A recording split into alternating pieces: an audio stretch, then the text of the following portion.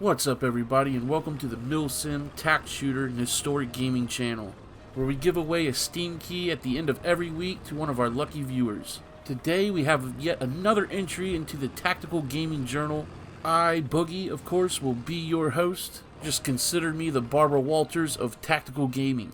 Humankind has reached the end of an era, and as the equinox turns, we are entering into a new era, the Age of Aquarius. And much like humankind, gaming as a whole is barreling towards the end of an era. A crossroads, if you will. Since the internet and massive multiplayer has graced gaming for the past 20 years or so, there's been a general meta of backstabbing, looting, trolling your friends, and being a general snarky asshole. But with new genres like milsims emerging, where communication, team cohesion, and general brotherhood wins out the day, we can see a glimmer of hope. Gamers are catching on to the bullshit, and our corporate overlords will no longer be able to put out the same old recycled crap for 20 years like a dog turd with a fresh coat of paint, as if we're paying these companies billions of dollars for progression in cosmetics and new skins. Innovation is what gamers want, something new. And as we come to the end of an era and into a new era, it seems as if the baton of innovation is being passed to indie developers, actual gamers, companies that actually care what gamers want. And don't think that I'm wishing for the demise of AAA studios, because I'm not. However, I understand that it's going to take us to get them to pull their head from their ass.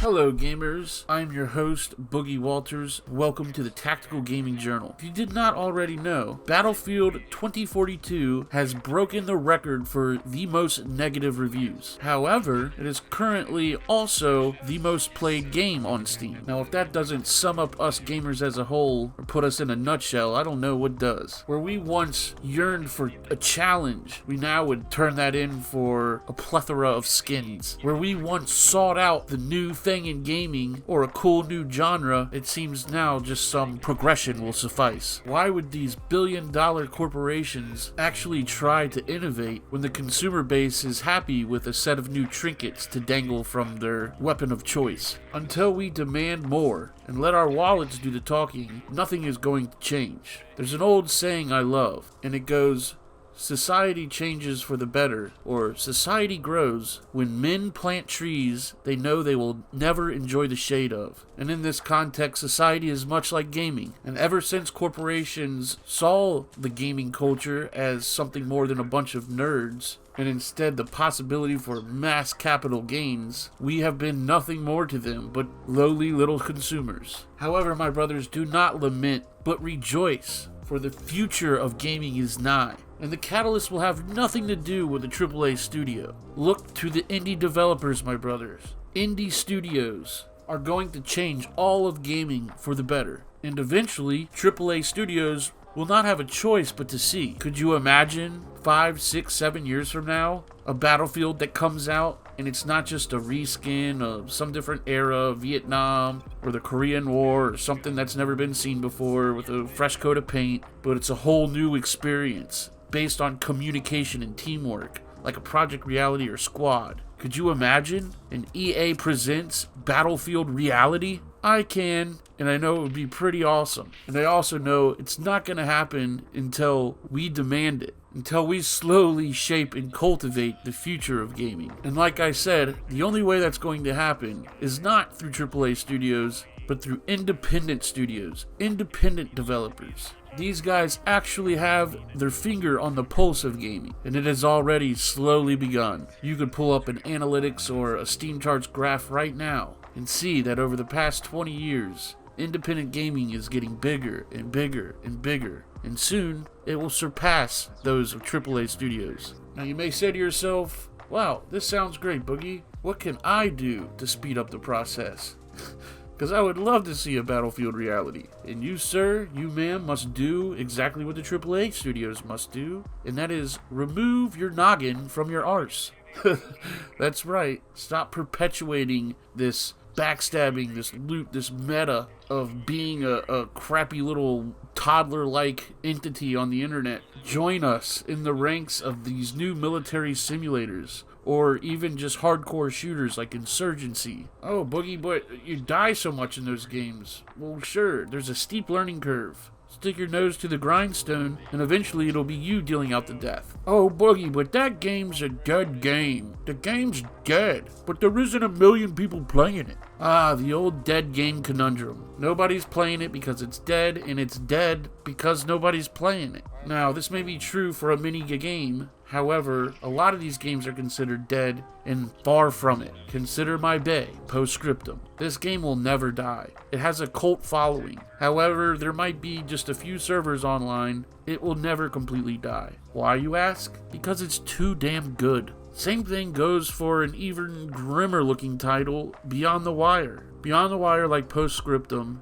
is essentially a modification of the game's Squad, basically gone standalone, where post-scriptum is a World War II skin of Squad, Beyond the Wire is a World War I skin of Squad. However, it's far more than just switching up a few skins and textures, as Beyond the Wire has a robust melee system, much like Mordhau or Bannerlord. Anyway, saying all this to say, where post-scriptum is considered a dead game by a lot of out-of-touch gamers, Beyond the Wire has even less of a player base. But it is a great game, and loads of fun, and it's a damn shame if we do ever let it die. Now, I don't want to stay too much on Beyond the Wire, however, I just want to mention that bots are planned in the future of Beyond the Wire, so I'm not worried about Beyond the Wire. We get any kind of decent AI on there, and Beyond the Wire will be enjoyed for years to come, I'm sure of it. Let's go back to post-scriptum, which would probably make a better argument. Quick little plug, if you didn't already know, from November 24th to December 1st, post-scriptum will be only $7.50. That's right, an all-time low and 75% off the base price. I'll also be giving away a few Steam keys.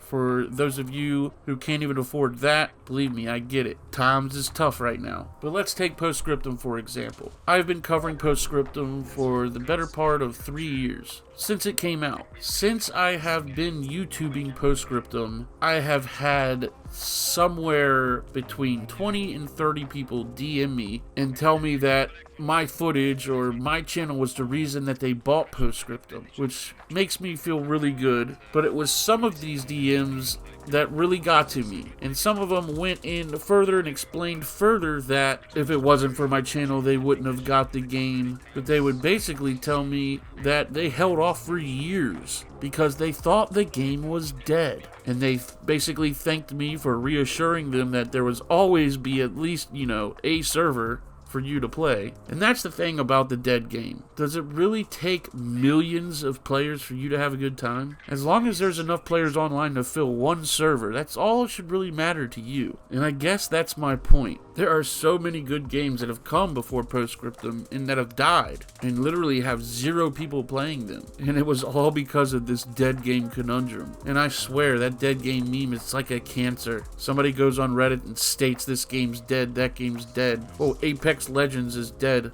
Warzone is dead. Oh, it dropped from 10 million to 1 million. It's dead. Forget about it.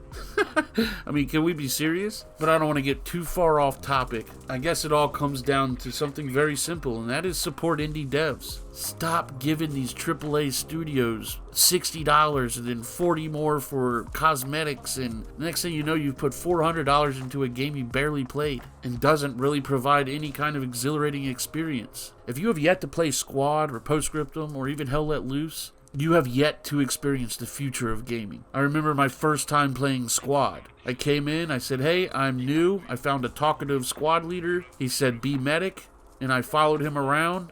And for the first 2 hours, we got shot all to hell, and I didn't even see an enemy. It was one of the most frustrating yet exhilarating experiences of my life. I wanted to return the game. I was like, this is crap. I suck at this. I'm never going to be good. Until finally, I popped my proverbial cherry, and these games are all I've played since. And I truly believe every gamer must experience this genre if they haven't already. There's something about working together as a team, following orders blindly because you know your overhead has the best intentions. It's something so different than the current BR, Battle Royale, gotta catch them all, get all the trinkets, progression, progress. Oh, it doesn't have a backstory. The game's dead. Did Donkey Kong need a freaking backstory? I don't know. Maybe I'm just an old fart. I do come from the original Quake days. I already had pubes when Counter-Strike came out. I skipped school to play Counter-Strike. I played so much that when I wasn't playing, I would hear gunshots in my head. I guess if you think about it, that was the beginning of it all. One little man modified Half-Life into Counter-Strike. And besides Quake 1, Team Deathmatch, that's really where solid teamwork, brotherhood, and communication started. The original Battlefield. But boy, oh boy, have we strayed so far away. All for it to come swirling like a freaking comet back round again. The future is bright as the sun. I mean, personally, I'm just glad I'm here for it. Support indie devs. Buy post-scriptum for $7.50. You got a week to do it. If you haven't played Squad, what the hell are you waiting for? Hell Let Loose is on console now. Insurgency Sandstorm can be played on a PlayStation. Guys, tighten up. Do not wait any longer to jump on this train because it is blazing fast. Go ahead,